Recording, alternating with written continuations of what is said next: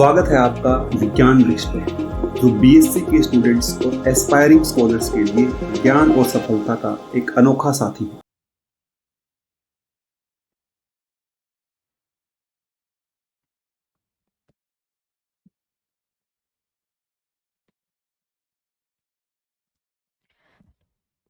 Hello everyone, विज्ञान वृक्ष के ऑनलाइन प्लेटफॉर्म पे आप सभी का स्वागत है।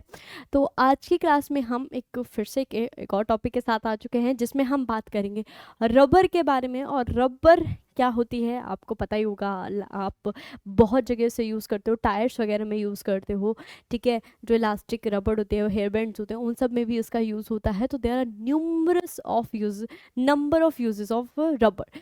बट रबर की अगर हम बात करें तो it is categorises in the two forms, ठीक है। हम क्या बात कर रहे हैं, हम बात कर रहे हैं आज के टॉपिक में हम बात करेंगे रबर के बारे में। अगर मैं रबर के बारे में बात करती हूँ तो आपके दिमाग में एक चीज़ आती है, एक प्रॉपर्टी आती है कि जैसे ही आप इसको स्ट्रेच करोगे, ठीक है, स्ट्रेच करने के बाद जब आप इसको छोड़ देते हो तो it will regain its property after some time. ये तो आपने देखा है, बहुत बार देखा है, ठीक है। मगर आप बहुत ज़्यादा एक्सटेंट ऑफ अगर स्ट्रेचिंग करते हो तो वो ब्रेक डाउन हो जाते हैं। एक इलास्टिक रबर, आप सिंपल सी रबर लेते हो तो क्या होगा, जैसे कि अगर मैं बात करूँ, जैसे कि कुछ इस तरीके की अगर आप रबर लेके चल रहे हो, ठीक है। अब क्या करते हो, आप उसको स्ट्रेच करते हो और आप उसको स्ट्रेच करते जाओगे करते जाओगे करते जाओगे तो एक पॉइंट आएगा जहाँ पे क्या देखने को मिलेगा आपको, कुछ ऐसे ब्रेक हो जाएगा बॉन्ड, ठीक है। यहाँ से बॉन्ड ब्रेक हो जाएगा और ये रबर क्या हो जाएगी, ब्रेक डाउन हो जाएगी और टूट जाएगी, ठीक है। ब्रेक डाउन हो गई और टूट गई। तो हमने क्या कहा कि क्या होता है, क्या देखने को मिलता है आपको कि जब आप रबर को खींचोगे तो कुछ एक्सटेंट तक तो खींचेगी, ठीक है, मगर कुछ टाइम बाद क्या हो जाती है, वो ब्रेक डाउन हो जाती है। मगर वहीं अगर हम टायर्स में देखें तो उसको कितना एक्सटेंट तक भी खींच लो, वो क्या नहीं होती, वो ब्रेक डाउन नहीं होती। अब दोनों तो रबर से ही बने हुए हैं, बट क्या ऐसी चीज़ है जो इनमें डिफरेंस क्रिएट करा रहा है, क्या ऐसी चीज़ है कि जो रबर बैंड हम यूज़ करते हैं उसमें इलास्टिसिटी बहुत कम होती है, ठीक है। कुछ टाइम बाद वो क्या हो जाती है, ब्रेक डाउन हो जाती है। मगर वहीं अगर हम बात करें किसकी, अगर हम बात करें टायर्स वगैरह में रबर की, तो वहाँ पे तो बहुत ज़्यादा स्ट्रॉन्ग स्ट्रेंथ होती है। कितनी ज़्यादा स्ट्रॉन्ग स्ट्रेंथ होती है, आप देखो कि पूरे जो कार है उसका वजन, जो उसके अंदर बैठने वाले लोग हैं, वो सब कौन झेलता है, वो एक टायर झेलते हैं। वो जो 4 टायर लगे होते हैं वो सब झेल रहे होते हैं। मगर अगर आप ऐसी नाजुक सी रबड़ को यूज़ करो तो वो नहीं झेल पाएगी, है तो रबड़ ही। मगर दोनों क्या होती है, डिफरेंट डिफरेंट प्रॉपर्टीज शो कर रही हैं। तो ऐसी क्या चीज़ होती है जिसकी वजह से ये डिफरेंट प्रॉपर्टीज शो करती हैं, क्या प्रोसेस होता है, कैसे हम इनको डिफरेंशिएट कर सकते हैं, वो तो आप बता सकते हो कि भाई एक हाई स्ट्रॉन्ग इलास्टिसिटी हो गई, किसी में वीक इलास्टिसिटी हो गई। तो अब बात करते हैं, जैसे मैंने बोला कि हम इसको दो तरीके से कैटेगराइज करते हैं, आपका नेचुरल रबर में, और next one is your synthetic rubber, ठीक है। किस तरीके से हम इसको क्लासीफाई कर सकते हैं, we will classify it on two basis, ठीक है। कौन कौन से आप इसको दो बेसिस पे क्लासीफाई कर सकते हो, natural rubber and synthetic rubber, ठीक है। यानी कि नेचुरल रबर नाम से ही पता चल रहा है, वो रबर जो क्या हो, आपका नेचुरली ऑब्टेन हो, सिंपल सी बात है, जो क्या हो, नेचर में पहले से ही मौजूद हो।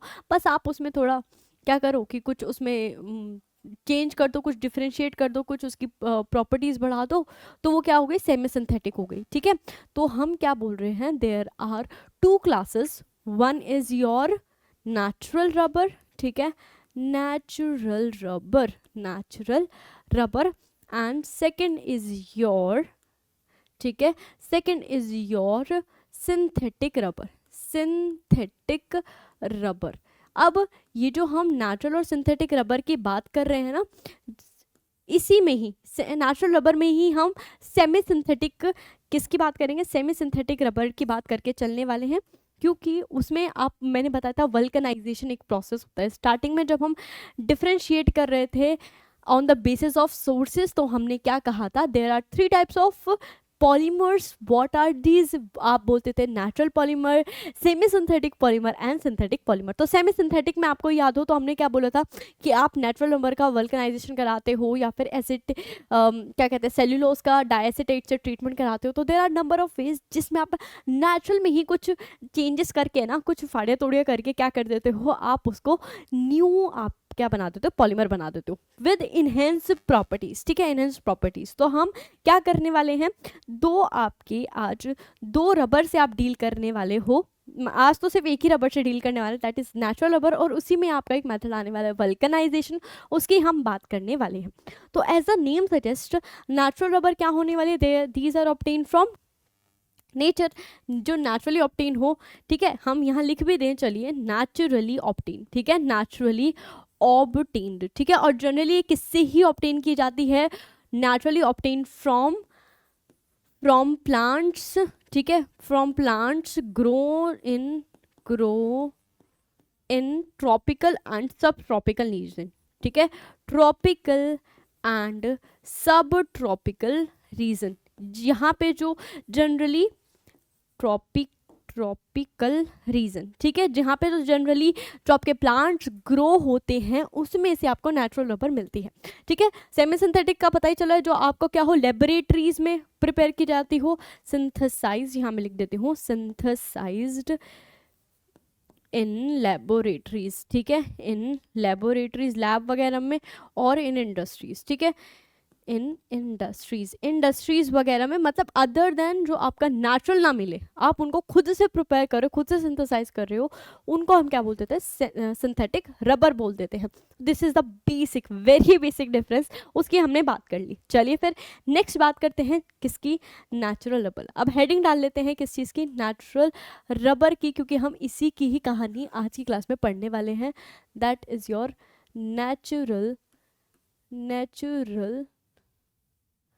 रबर, ठीक है, नेचुरल रबर। अब देखो, हम इंसान हैं, हमें जो चीज़ जैसे मिली है, हमें उसमें सुकून शांति नहीं होती, हमें उसमें कुछ ना कुछ क्या करना पड़ता है, कुछ ना कुछ आपको चेंज करके ही आपको पसंद आते हैं। नेचुरली ऑब्टेन चीज़ें कहाँ पसंद आती है किसी को, जैसे बोला जाए नेचुरली आपको बहुत सारी चीज़ें मिलती हैं, ठीक है, कॉस्मेटिक्स वगैरह नेचुरली मिलते हैं, मगर नेचुरली किसी को उन चीज़ों का फ़ायदा उठाना नहीं है, उनको क्या चाहिए भाई, आपको केमिकल्स वगैरह लगाने में। लड़कियां वगैरह ज़्यादातर क्या करती हैं, कॉस्मेटिक्स वगैरह यूज़ करती हैं या फिर शैम्पू वगैरह यूज़ करती हैं, बट अर्लियर इन पहले ये सब चीज़ें, शैम्पू वगैरह थोड़ी था, पहले तो नेचुरली जो इंग्रेडिएंट्स है उनसे ही सब चीज़ें हम क्या करते थे, उनको ही यूज़ किया करते थे। बट आजकल कहाँ कोई नेचुरल, कौन ही नेचुरल चीज़ों को बढ़ावा दे रहा है, बहुत ही कम लोग हैं जो नेचुरल चीज़ों को बढ़ावा देते हैं। तो देखो क्या करा, यही चीज़ करी गई कि जो नेचुरल रबर मिलती है ना, देखो नेचुरल रबर की बात करें तो लेटेक्स उसको बोल देते हैं हम, लेटेक्स की फॉर्म में आपको मिलती है, ठीक है।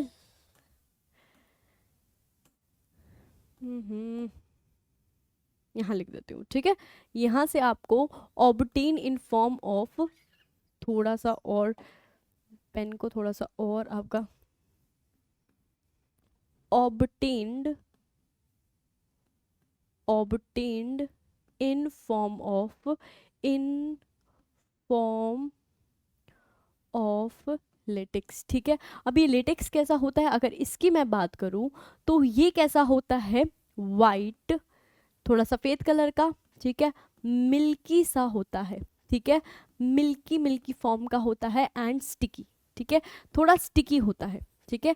कुछ इस तरीके से इसका आप वर्णन कर सकते हो कि देखने में कैसा होता है। तो वाइट कलर का होता है, थोड़ा स्टिकी मटेरियल होता है।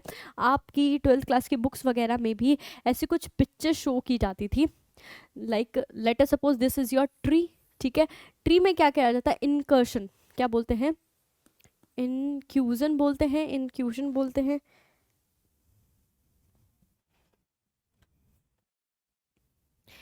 इनक्यूजन, ठीक है, इनक्यूजन किया जाता था। इनक्यूजन होता क्या है, इनक्यूजन प्रोसेस में, लाइक योर बार्क है, ये एक ट्री है, ट्री में क्या किया जाता, कट किया जाता था, किस तरीके से, उसमें कुछ इस तरीके से कट किया जाता था, कुछ इस तरीके से, ठीक है, कट किया जाता है, मतलब एक स्लैंटली कट किया जाता है, स्लैंटली कट किया जाता है, कहने का मतलब अगर साइड से आप देखोगे तो कुछ इस तरीके से आपको कट नज़र आने वाला है, कुछ इस तरीके से मैं बात करूँ तो ये आपका साइड व्यू बता रही हूँ, साइड व्यू कुछ इस तरीके से आता है, ठीक है, यहाँ से ये रबड़ जाती है, साइड व्यू कुछ इस तरीके से होता है। तो इनकर्शन किया जाता है, और यहाँ से आपका क्या होता है, एक वेसल लगा दिया जाता है, कोई भी वेसल होगा, यहाँ पे कोई वेसल लगा दिया जाता है, वेसल, ठीक है, जिसमें आपकी जो रबर होती है, जो वाइट स्टिकी मटेरियल जो होता है जिसको आप लेटेक्स बोलते हो, वो आपका कलेक्ट किया जाता है, ठीक है। और इस प्रोसेस को, जिसमें आप क्या करते हो, ट्री की जो बार्क है उसमें इनकर्शन एक कट लगाते हो, कट लगाने के बाद जो आपकी वो रबरी मटेरियल जो आता है, जिसको आप रबर जो मटेरियल, लेटेक्स जो मटेरियल आता है उसको कलेक्ट करते हो, इस प्रोसेस को आप क्या नाम देते हो, इस प्रोसेस को आप बोल देते हो टेपिंग।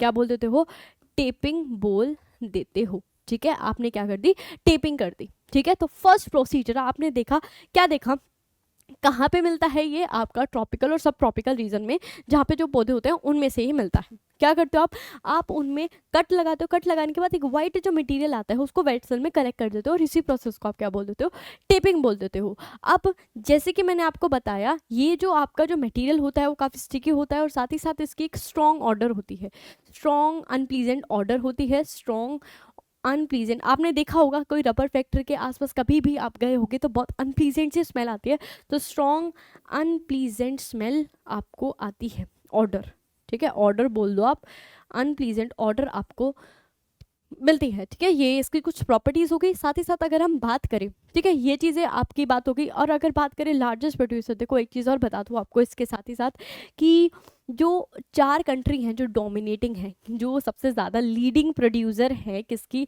आपकी रबर की, नेचुरल रबर की, तो दीज आर इंडोनेशिया, मलेशिया होता है, और आपका कोलंबिया होता है, और एक और होता है, ठीक है, हाँ, इंडोनेशिया, मलेशिया हो गया, और एक और कंट्री होती है, ठीक है। तो दो ये अगर हम 3 लीडिंग कंट्री की बात करें तो ये तीनों कंट्री हो गई, ठीक है। साथ ही साथ अगर हम बात करें, हाँ, तो ठीक है, इंडोनेशिया, मलेशिया और आपका कोलंबिया, और these are 3 leading countries along with Thailand. हाँ, थाईलैंड एक और आता है, थाईलैंड के साथ क्या करते हैं, थाईलैंड के साथ मिलके ये चारों जो है वो बहुत ही लीडिंग प्रोड्यूसर है आपका नेचुरल रबर का, ठीक है। लिखना चाहो तो लिख सकते हो, जस्ट ऐसे कोई ज़रूरत नहीं है, but enhance your answer writing, Thai, ठीक है, लिख लेना, चलो लिखना चाहो तो लिख लेना, थाईलैंड, इंडोनेशिया, कोलंबिया, और ठीक है, कोलंबिया और मलेशिया, इंडोनेशिया, कोलंबिया, ठीक है, और क्या बच गया आपका अब, थाईलैंड, ठीक है। These are 4 leading producer of what your natural rubber, ठीक है। तो दिस इज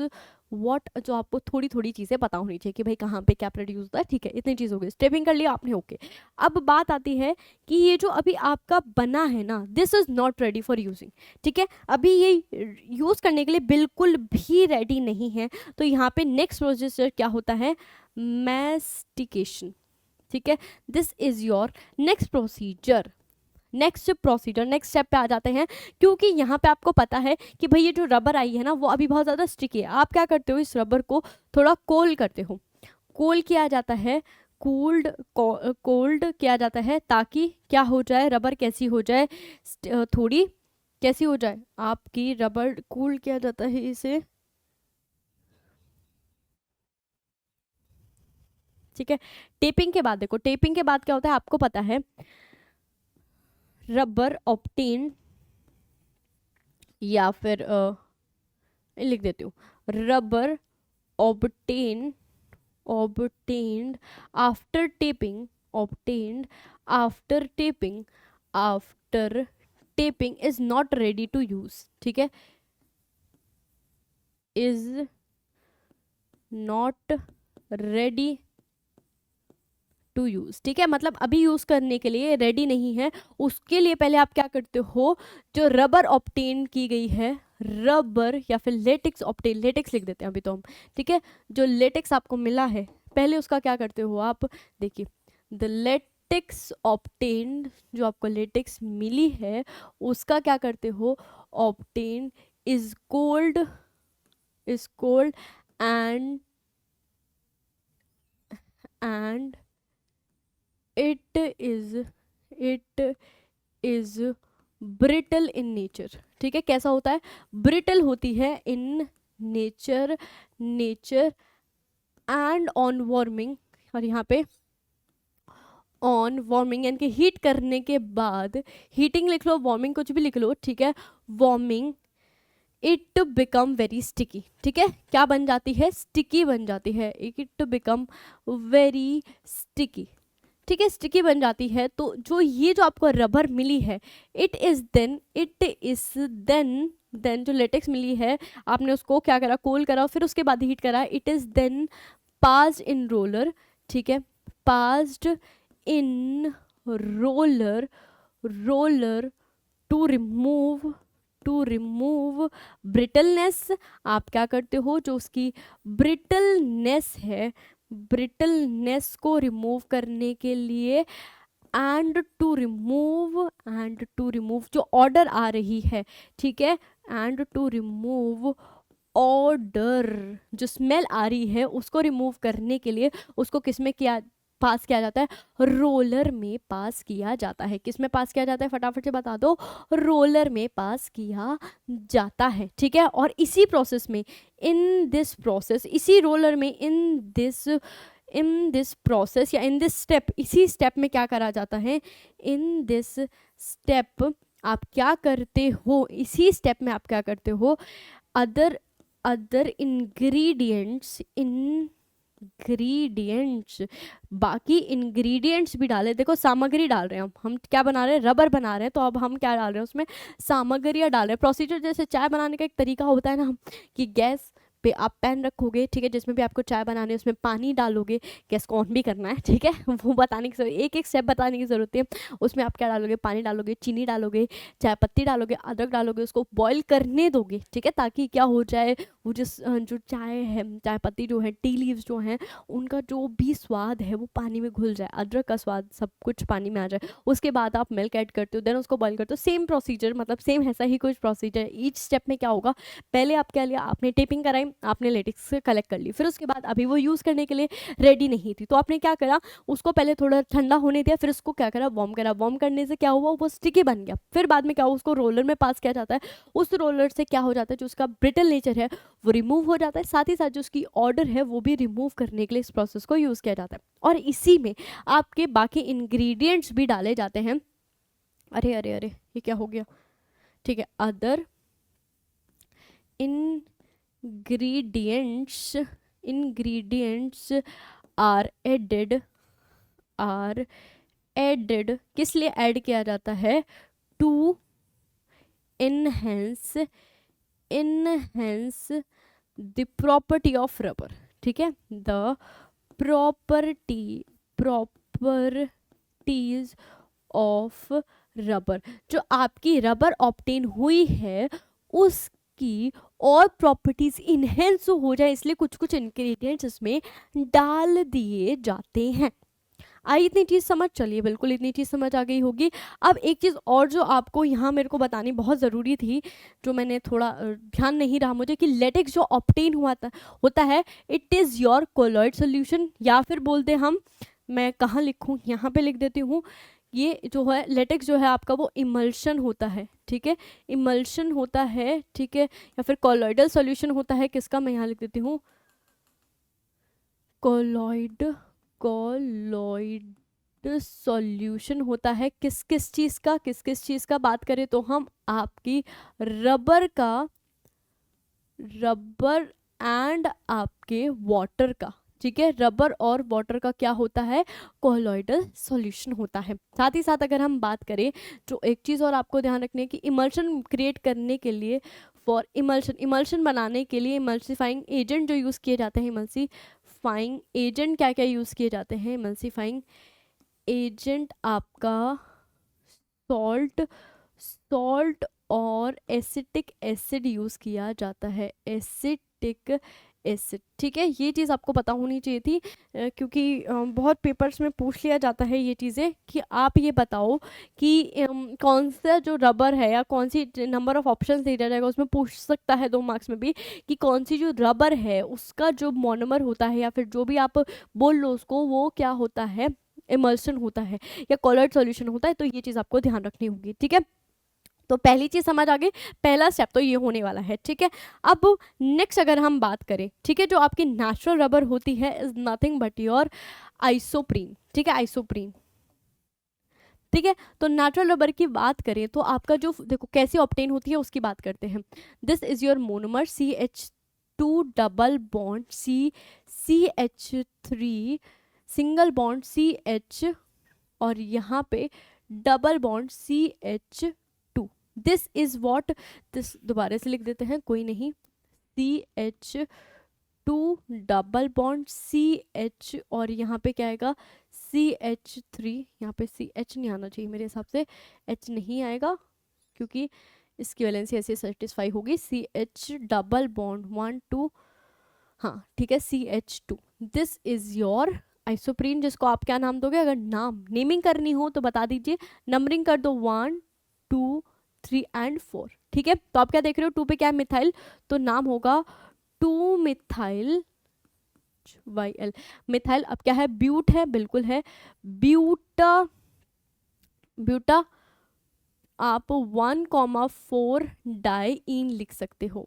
सॉरी 1,3 होगा, ठीक है, 1,3 डाइईन, ठीक है, क्योंकि दो दो क्या प्रेजेंट है आपको पता है, butane, butane AN, butane 1,3 diene आपका प्रेजेंट है, ठीक है। This is your monomer of what, monomer है ये किसका, आपका नेचुरल नेचुरल नेचुरल रबर का, ठीक है। अब क्या होगा आपको, जैसे मैंने बताया कि किस में जाएगा, कौन सी प्रोसीजर में जाएगा, आपको पता है ये जाएगा पॉलीमराइजेशन में, बिल्कुल पॉलीमराइजेशन होगा, और आपको क्या रिपीटिंग यूनिट, देखो एडिशन होने वाला है, सिंपल सी बात है, अगर मैं यहाँ पे रिप्रेजेंट करना चाहूँ तो होगा क्या कि यहाँ पे कोई मोनोमर यूनिट आके ऐड होगी, ये वाला बॉन्ड यहाँ शिफ्ट होगा और ये वाला बॉन्ड आगे शिफ्ट होगा, तो आपका एडिशन देखने को मिलेगा, हाँ जी बिल्कुल एडिशन आपको देखने को मिलेगा, ठीक है। तो मैं यहाँ लिख देती हूँ एडिशन, एडिशन पॉलीमराइजेशन, और इसको क्या बोलते हैं, चेन ग्रोथ, ठीक है, चेन एडिशन पॉलीमराइजेशन, ठीक है। ईच स्टेप लिखते हुए जा रहे हैं हम, क्योंकि ये हमने पढ़ लिया है कौन सा मैकेनिज्म इन्वॉल्व होता है, ठीक है। फिर हुआ क्या फॉर्म, यहाँ से देखो ये वाला डबल बॉन्ड आगे शिफ्ट हो गया था, बिल्कुल, यहाँ पे क्या था CH, चाहो तो मैं यहाँ पे एक काम करती हूँ, रिप्रेजेंट ही कर देती हूँ ताकि आपके लिए समझना थोड़ा आसान हो जाए, ठीक है। ये सिर्फ समझाने के लिए लिख रही हूँ, एग्जाम में ऐसे मत लिख के आना, ठीक है, एरो मत रिप्रेजेंट करना, ठीक है। होगा क्या, यहाँ पे ये रहा कार्बन और इसके ऊपर क्या है CH3, डबल बॉन्ड आ जाएगा, यहाँ पे क्या बचेगा CH, यहाँ पे आएगा CH3 और कुछ इस तरीके से, सॉरी CH2 आएगा, ठीक है, CH2 और कुछ इस तरीके से आपको रिपीटिंग यूनिट देखने को मिलेगी, this is your natural rubber, ठीक है, नेचुरल रबर। अब देखो यहाँ पे एक चीज आपकी स्टीरियो केमिस्ट्री की बात करते हैं, स्टीरियो केमिस्ट्री की अगर मैं बात करूँ, स्टीरियो की बात करूँ, स्टीरियो की बात करूँ, स्टीरियो की बात करूँ कि जो नेचुरल रबर आती है उसकी स्टीरियो केमिस्ट्री क्या होता है, आपको पता होगा कि यहाँ पे आपको पता है कि यहाँ पे डबल बॉन्ड प्रेजेंट है, तो इसके अलोंग आपके क्या होंगे, ज्योमेट्रिकल आइसोमर्स होंगे, इनके सिस और ट्रांस होने वाले हैं। तो आपको एक चीज़ तो ध्यान रखनी है कि आपका जो नेचुरल रबर मिलता है दैट इज दिस, ये कुछ इस तरीके से डबल बॉन्ड, यहाँ पे क्या होगा CH3 ग्रुप, ये कैसा प्रेजेंट होता है आपका सिस फॉर्म में प्रेजेंट होता है, ठीक है। यहाँ कैसा प्रेजेंट होता है, ये सिस फॉर्म में प्रेजेंट होता है, सिस फॉर्म में प्रेजेंट होता है। यहाँ पे जो प्रेजेंट CH3 ग्रुप है और ये वाला जो ग्रुप है वो आपस में क्या होता है, सेम साइड पे प्रेजेंट होते हैं, इसलिए हम क्या बोल रहे हैं, जो आपका नेचुरल रबर है वो कैसा होता है, सिस फॉर्म में आपको ऑब्टेन होता है, ठीक है। This is about your stereo chemistry. इस वजह से यहाँ पे क्या होती है, यहाँ पे क्या होता है, लो इलास्टिसिटी होती है, इसकी काफ़ी लो इलास्टिसिटी होती है, ठीक है। और आप क्या बात करो, वीक इंटरमॉलिक्यूलर फोर्सेस होती हैं इसमें, वीक वंडरवॉल इंटरमॉलिक्यूलर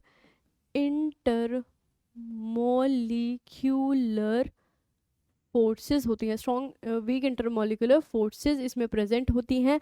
और साथ ही साथ अगर हम बात करें और क्या चीज़ थी इसकी, कि लो इलास्टिसिटी होती है, वीक इंटरमॉलिक्यूलर होती है और लो क्रिस्टलैनिटी होती है, ठीक है, क्रिस्टलैनिटी, ठीक है। और ये क्या होता है, एक इलास्ट्रोमर होता है। अब इलास्ट्रोमर की अगर हम बात करें तो इलास्ट्रोमर्स आखिर होते क्या हैं, तो इलास्ट्रोमर्स में आप अगर ऐसे ध्यान रख सकते हो कि रबर लाइक इलास्टिसिटी जिसकी होती है, या फिर क्या बोलो जिसके पास viscosity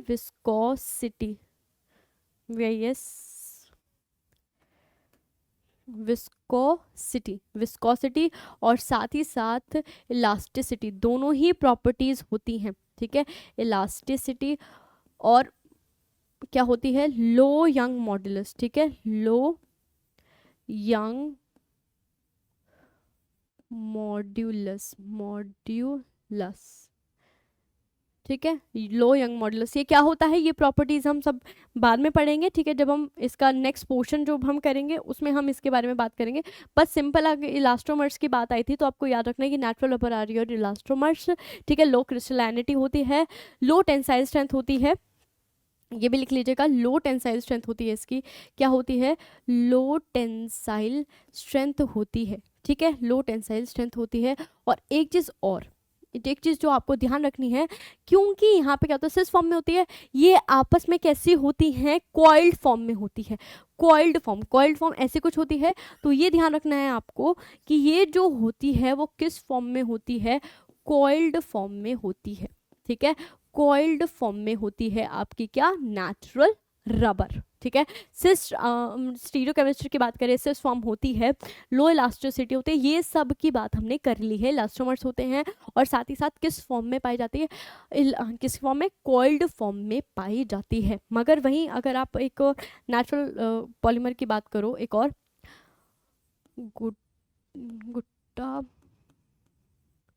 I don't know how to pronounce it, but ये जो होता है इसमें अगर हम बात करें, इसके अंदर अगर हम बात करें तो ये जो आपका जो मोनोमर जो आपकी पॉलीमेरिक चेन होती है वो कैसी होती है, ट्रांसफॉर्म में। देखो सिस और ट्रांस किसके रिस्पेक्ट में बात कर रहे हैं, याद रखिएगा आपके इस CH3 ग्रुप के रिस्पेक्ट में हम सिस और ट्रांस बात कर रहे हैं, ठीक है। ये CH3 ग्रुप के सामने ही अगर आपका एक और ग्रुप, ये वाला ग्रुप प्रेजेंट होगा तो हम उसे सिस फॉर्म बोल देंगे,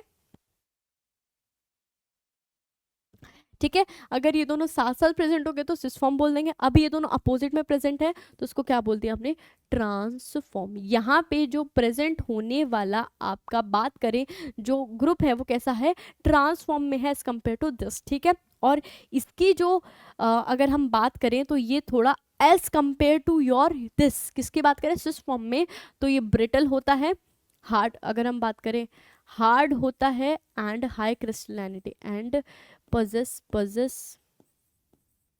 क्रिस्टलैनिटी, ठीक है, क्रिस्टलैनिटी पोजेस करता है। So this is about your what about the stereochemistry, ठीक है, जो नेचुरल रबर ऑब्टेन होती है उसकी, और जो आपकी हमने जो दूसरी की बात करी है उसकी जो क्रिस्टलैनिटी होती है उसकी हमने बात कर ली है, ठीक है।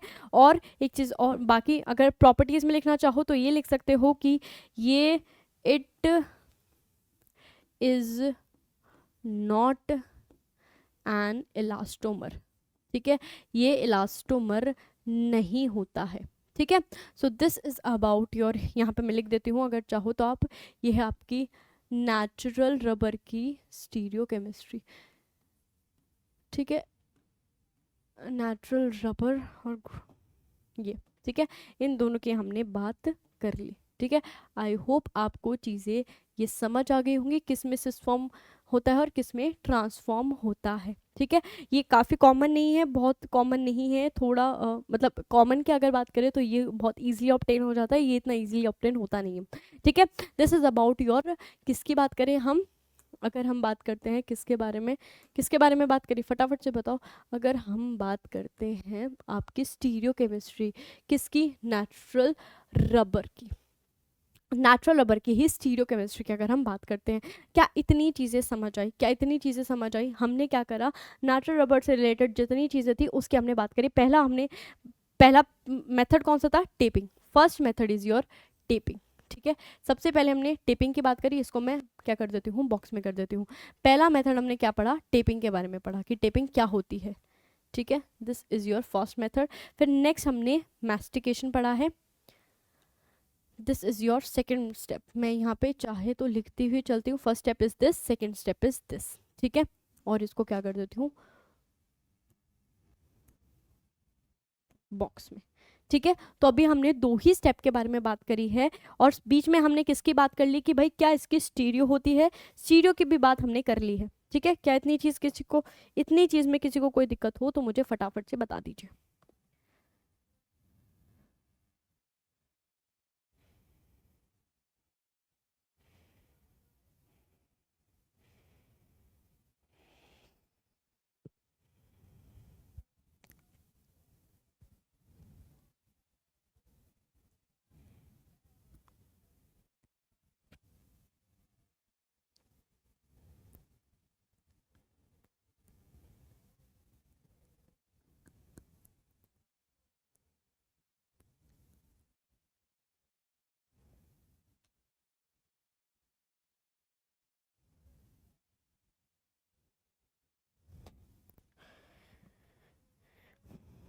देखो और एक चीज़ और, अगर आपसे यूजेस की बात कर ली जाए, इसके यूजेस की गुट्टा जो भी आप इसको बोलो, ठीक है, मैं इसको प्रोनाउंस सही नहीं करती हूँ तो मैं इसलिए इसको प्रोनाउंस करूँगी ही नहीं। अगर हम इसके यूजेस की बात करें, ठीक है, जो भी इसके अगर यूजेस की बात करूँ मैं, ठीक है, यूजेस की अगर बात करूँ तो it is used as an use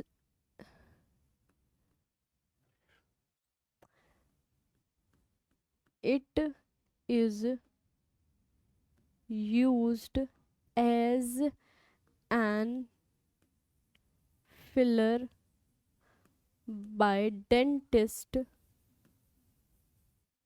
DEN, dentist for root canals, ठीक है, रूट कैनल्स में फिलिंग के लिए हम इसको यूज़ करते हैं, क्या मतलब साइंटिस्ट वो जो डेंटिस्ट वगैरह हैं वो इसको यूज़ करते हैं।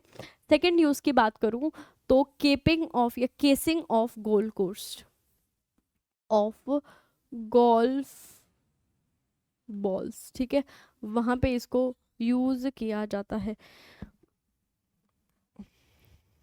ठीक है, केसिंग ऑफ गोल्फ बॉल्स में इसको यूज किया जाता है। तो these are your uses of this, ठीक है, ये जो आपका नेचुरली ऑब्टेन रबर है, ठीक है। अब यहाँ तक चीज़ें खत्म नहीं होंगी, नेक्स्ट स्टेप जो आएगा, ठीक है, नेक्स्ट स्टेप मैं यहाँ लिख देती हूँ।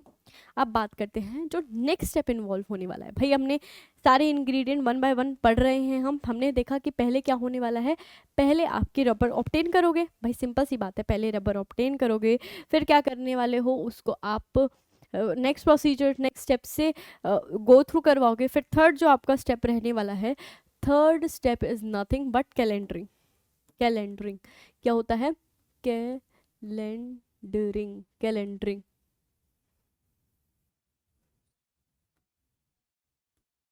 कैलेंडरिंग क्या होता है इस प्रोसीजर में, इस प्रोसीजर में कुछ नहीं होता, बस आप जो है अपनी जो बनाई हुई रबर है उसको मोल्ड करते हो, ठीक है, rubber is mould, rubber is mold in desired shape, desired shape by passing through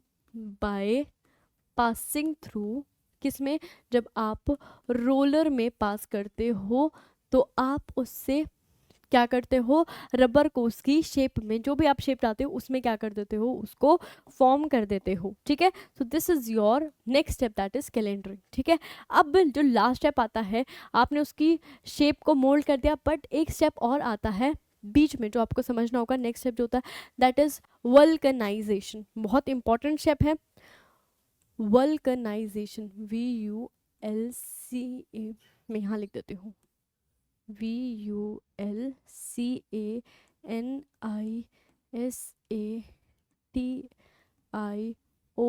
vulcanization, ठीक है, कहीं ना कहीं ज़रूर सुना होगा, कभी ना कभी तो ज़रूर ही सुना होगा। वल्कनाइजेशन क्या होता है, वहाँ से हम कहानी स्टार्ट करेंगे कि वल्कनाइजेशन होता क्या है। देखो सबसे पहले मैं आपको बताऊं कि वल्कनाइजेशन जो होता है ना वो बहुत ही सिंपल स्टेप है, कुछ नहीं है, आप क्या कर रहे हो, जो आपकी क्रूड रबर है, जो आपकी जैसे हम बोलते हैं कि प्योर जो रबर है उसको किसके साथ हीट करते हो आप, सल्फर के साथ या सॉल्यूशन के साथ हीट करते हो, सल्फर के, ठीक है, उसमें आप क्या करते हो, इसको हीट करते हो, और इसी मेथड को हम क्या बोल देते हैं, वल्कनाइजेशन बोल देते हैं। क्या इतनी चीज़ समझ आई, क्या इतनी चीज़ समझ आई कि भाई होता क्या है vulcanization, the process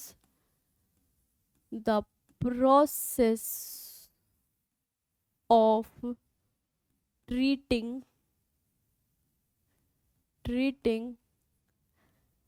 natural rubber,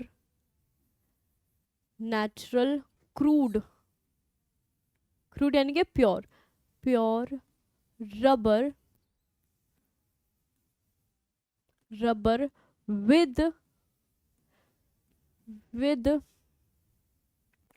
with sulfur or with the or dipping in dipping in the solution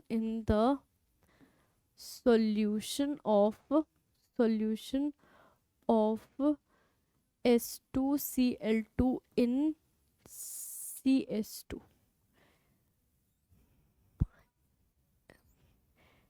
S2Cl2 in CS2, ठीक है। इसमें जब आप ट्रीट कराते हो तो process of is known as इसी प्रोसेस को आप क्या बोल देते हो, वल्कनाइजेशन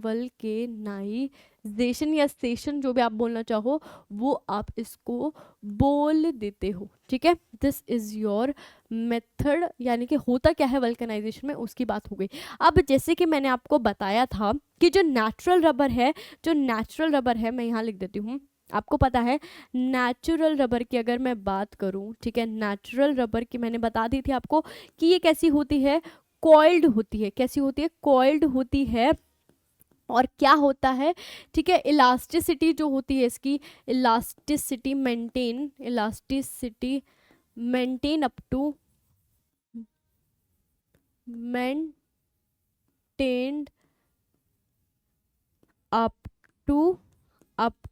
285 से लेके 285, हाँ, से लेके 335 केल्विन तक इसकी इलास्टिसिटी मेंटेन रह सकती है। उसके बाद ये ब्रेक डाउन हो जाता है, ठीक है। और प्रॉपर्टीज क्या बताई थी मैंने इसकी, जो आपको कि लो इलास्टिसिटी होती है वो आपने देख ली, ठीक है। लो इसकी टेंसाइल स्ट्रेंथ होती है, ये सब प्रॉपर्टीज आपने देखी थी। इन सब चीज़ों की बात हमने करी थी कि जो नेचुरल रबर होता है वो कॉइल्ड फॉर्म में होता है, इलास्टिसिटी इसकी कहाँ तक मेंटेन होती है, 285 तक होती है। वीक इंटरमोलिकुलर फोर्सेस होती है, लो टेंसाइल स्ट्रेंथ होती है इसकी, जिसकी वजह से आपको इसकी मैकेनिकल प्रॉपर्टीज इन्हेंस करने के लिए इसको कौन सी प्रोसीजर में भेजना पड़ा, वल्कनाइजेशन प्रोसीजर में भेजना पड़ा, ठीक है। ये और ये पॉइंट, ठीक है, आप इसको किसी भी तरीके से अपनी लैंग्वेज में क्या कर सकते हो, लिख सकते हो, ठीक है। तो दिस इज अबाउट व्हाट, कि भाई क्या क्या कमियां रही जो आपको ये करने की जरूरत पड़ी, ठीक है। आप लिख सकते हो रबर विद ट्रीटिंग, और ट्रीटिंग की जगह पे हीटिंग भी लिख सकते हो, हीटिंग, ठीक है, heating natural rubber in the presence of, with लिखना है विद सल्फर या in the presence of sulphur, और या फिर किस सॉल्यूशन में, इस सॉल्यूशन में जब आप डिप करते हो तो ऐसी प्रोसीजर को आप क्या बोल देते हो, फटाफट से बताओ, ऐसी प्रोसीजर को आप क्या बोल देते हो, वल्कनाइजेशन बोल देते हो। और अगर लिखना चाहो नेचुरल रबर, आपको पता है सॉफ्ट होती है, ठीक है। ये सब चीज़ों की वजह से आपको क्या करना पड़ता है, वल्कनाइजेशन कराना पड़ता है, ठीक है, ठीक है। और अब बात करें आपकी वल्कनाइज्ड रबर की, वल्कनाइज्ड जो रबर आती है आपकी, वल्कनाइज्ड रबर जो होती है, ठीक है, वो क्या नहीं होती, नॉन स्टिकी। मैं ऐसे लिख दूं कि नॉट स्टिकी, लिख देती हूँ कि ज़्यादा स्टिकी नहीं होती, नॉट स्टिकी, ज़्यादा स्टिकी नहीं होती, ठीक है। हाई टेंसाइल स्ट्रेंथ होती है, टेंसाइल स्ट्रेंथ जो होती है वो क्या होती है, हाई होती है। मैं यहाँ लिख देती हूँ high tensile, high tensile strength, ठीक है, हाई टेंसाइल स्ट्रेंथ होती है। और DOES does not swollen up in presence of organic solvent, organic solvent के प्रेजेंस में क्या नहीं होती, ज़्यादा स्वॉलन नहीं होती, ठीक है। ऑर्गेनिक सॉल्वेंट की प्रेजेंस में, ठीक है, ऑर्गेनिक सॉल्वेंट की प्रेजेंस में क्या नहीं होती, फूलती नहीं है। तो दीज आर बेसिक कि भाई क्या होता है वल्कनाइज्ड रबर में, ये चीज़ आपको समझ आ गई, ठीक है। यदि चीज़ समझ आ गई, अब नेक्स्ट बात करते हैं कि वल्कनाइजेशन में होता क्या है। देखो, एक चीज़ आपको ध्यान रखनी है कि वल्कनाइज जो प्रोसीजर होता है वो काफ़ी होता है स्लो प्रोसेस होता है, स्लो प्रोसेस होता है, ठीक है। स्लो क्या होता है, स्लो प्रोसेस होता है, इसलिए इसको भाई रिएक्शन को इनिशिएट करने के लिए कोई ना कोई आपको क्या चाहिए होंगे, भाई रिएक्शन को आपको फास्ट करने के लिए कोई ना कोई ऐसे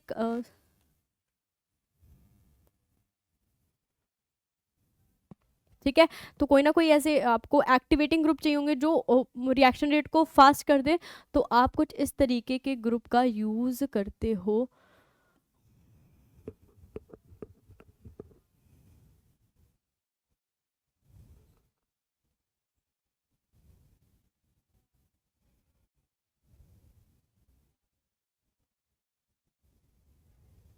ठीक है। स्लो प्रोसेस तो आप क्या यूज करते हो, आप एक्टिवेटिंग ग्रुप्स यूज करते हो। क्या होती है ये आपकी, मैं यहाँ लिख देती हूँ, कैसी होती है, स्लो प्रोसेस होती है। क्या होती है, स्लो प्रोसेस होती है।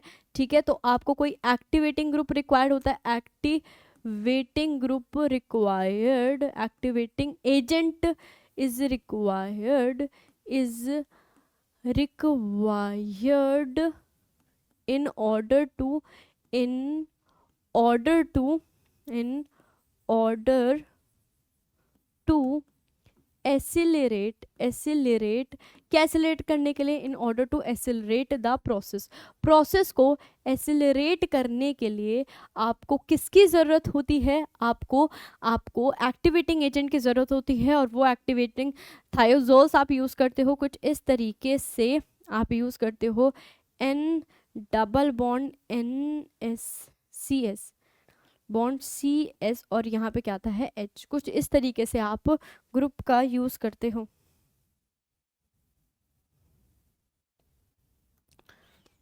आप क्या यूज करते हो, N डबल बॉन्ड S, यहाँ पे SH आप यूज करते हो, या फिर आप क्या यूज कर सकते हो कुछ इस तरीके से N डबल बॉन्ड S, और यहाँ पे S कुछ इस तरीके से रिपीटिंग यूनिट फॉर्म कर सकते हो। ठीक है। So these are your activating group, ठीक है, जिनका आप यूज कर सकते हो। ठीक है। थायजोल्स आप यूज कर सकते हो। ठीक है। चलिए फिर इसको कर देते हैं ऊपर। ठीक है। हाँ ठीक है। तो आपका रिएक्शन रेट को बढ़ाने के लिए आप क्या यूज़ करते हो, ये एक्टिवेटिंग ग्रुप यूज़ करते हो। नेक्स्ट अगर हम बात करें तो वल्कनाइजेशन। ठीक है। वल्कनाइजेशन कब हीट कराते हो, vulcanization occur at occur at occur at कौन से टेम्परेचर पे, अगर हम बात करें 338 से 518 समथिंग 500 अप्रोक्सीमेटली 500 केल्विन के टेम्परेचर पे होती है। ठीक है। यानी कि आप क्या करते हो, सल्फर के जो क्रूड जो आपकी रबर है उसको हीट करवाया जाता है, किस में, in the presence of sulphur, इस टेम्परेचर पे हीट कराया जाता है। होता क्या है, आपको क्रॉस लिंकेज देखने को मिलती है। ठीक है। किस तरीके से, देखिए कुछ इस तरीके से, कुछ इस तरीके से मैं कोई भी ग्रुप ऐसे करके बना दूं, कुछ इस तरीके से, आपको कुछ इस तरीके से क्या देखने को मिलेगी कि जो आपकी जो लेयर थी ना, लीनियर चेन जो पॉलीमर था, उसमें आपको कुछ ना कुछ क्या देखने को मिलेगा, ब्रांचिंग देखने को मिलेगी। भाई क्या होगा, देखो कैसा बॉन्ड फॉर्म होगा उसकी बात करने वाले हैं हम। ठीक है। कुछ इस तरीके से, यहाँ पे बस मैं एक ही लेयर यूज़ कर रही हूँ, अब मैं चलो दूसरी और लेयर बना देती हूँ। ठीक है। कुछ भी तरीके से आप बना सकते हो जिस तरीके से आपको अच्छा लगे। ठीक है। बिफोर ब्रांचिंग क्या होने, मतलब बिफोर, मतलब वल्कनाइजेशन से क्या होगा, यहाँ पे देखो disulphide form, bond form, disulphide linkage आपका आ जाएगा कुछ इस तरीके से SS, और यहाँ पे कुछ इस तरीके से SS। ठीक है। तो this linkage will form between the two layers. ठीक है।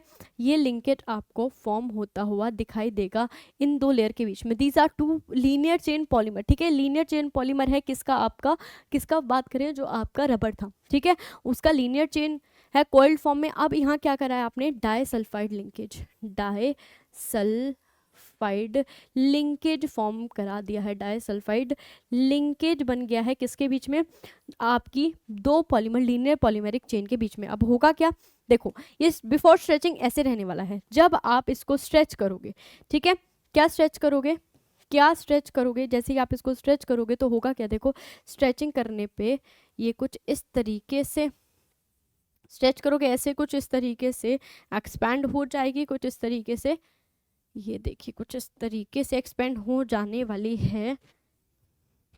और यहाँ पे कुछ इस तरीके से, ये रहा SS, यहाँ पे प्रेजेंट है SS, और यहाँ पे क्या होगा SS एस, और यहाँ पे कहीं पे कुछ इस तरीके से एस, ऐसे कोई बॉन्ड जो एक्सपैंड होने पे कुछ इस तरीके से, मैं यहाँ लिख देती हूँ कुछ इस, यहाँ पे ऐसे दिखा देती हूँ इसको, कुछ इस तरीके से यहाँ पे कलर कर दिया ये, ठीक है।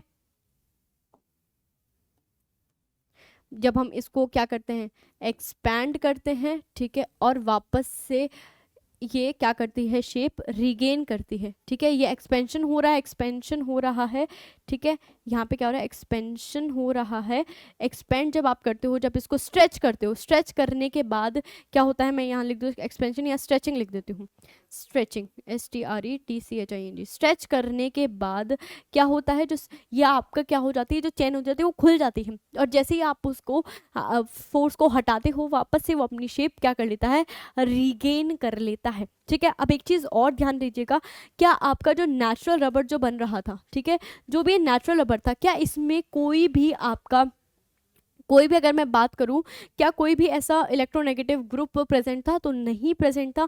मगर वहीं पे आप क्या देखोगे, वल्कनाइजेशन में आपने एक other group other than carbon, ठीक है, सल्फर ग्रुप उसमें इंट्रोड्यूस करा दिया जाता है, ठीक है, जो इलेक्ट्रोनेगेटिव होता है।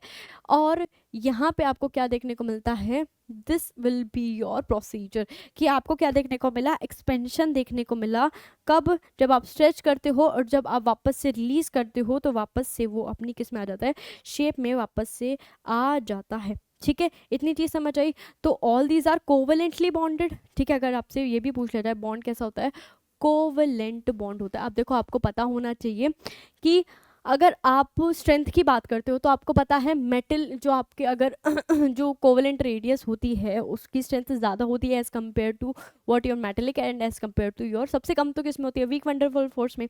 और यहाँ पे कैसे होती है, कोवेलेंटली बॉन्डेड होती है, कोवेलेंट बॉन्ड से आपस में जुड़ी होती हैं। तो इनकी जो स्ट्रेंथ रहने वाली है वो किसके कंपैरिजन में, in comparison to your unvulcanised natural rubber से ज़्यादा होती है, ठीक है। स्ट्रेंथ इनकी ज़्यादा होती है, ये चीज़ आपको ध्यान रखनी है, क्योंकि आपको पता है कोवेलेंट बॉन्ड की बॉन्ड रेडियस सबसे ज़्यादा, बॉन्ड रेडियस के कंपैरिजन में अगर बात करूँ तो कोवेलेंट रेडियस सबसे कम होती है, या फिर बॉन्ड स्ट्रेंथ की बात कर लो तो कोवेलेंट सबसे ज़्यादा, देन मेटालिक, और उसके बाद आपका क्या आता है, वीक वंडरवॉल फोर्सेस आता है। तो ये चीज़ आपको पता होनी चाहिए। दिस इज अबाउट योर, क्या इसके बारे में बात करें हम, वल्कनाइज रबर के बारे में बात करें, तो कुछ ये चीज़ हैं आपको जो ध्यान रखनी है, ठीक है। अब देखो यहाँ पे जो खेल आता है ना, कि देखो आपने ये तो करा दिया, फिर बिल्कुल ठीक है,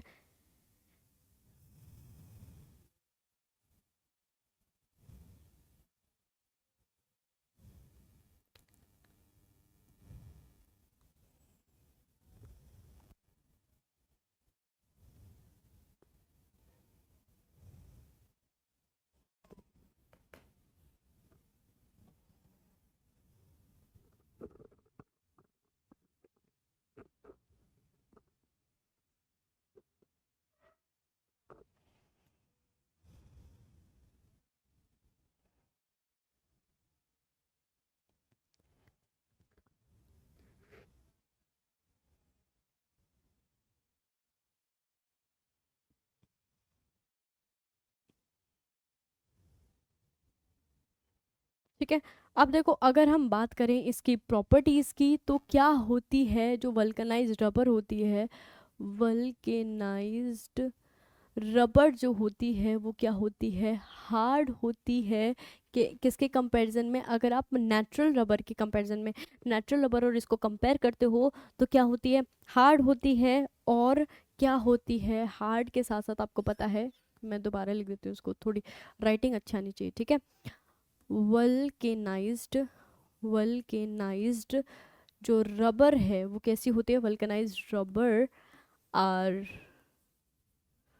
इज हार्ड, हार्ड होती है, एंड स्ट्रॉन्ग होती है as compare to what your, आपको पता है स्ट्रॉन्ग क्यों होती है, क्योंकि इनके बीच में क्या प्रेजेंट होता है, कोवलेंट बॉन्ड प्रेजेंट होता है, एंड रिमूव द टेकिनेस,